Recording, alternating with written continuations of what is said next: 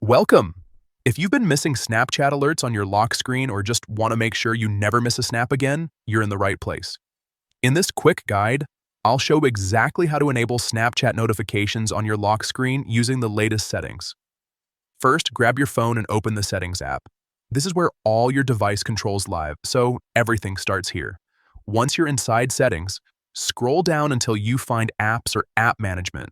The name can vary slightly depending on your device, but it usually sits somewhere in the middle of the menu.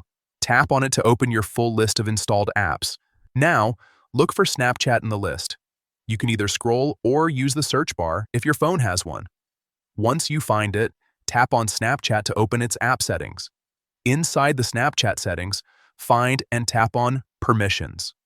This section controls what Snapchat is allowed to access on your device. Next, tap on Notifications.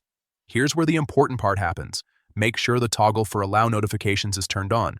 If it's off, you won't receive any alerts at all. After that, look for the lock screen option. Tap on it and make sure it's enabled. This ensures that Snapchat notifications will actually appear on your lock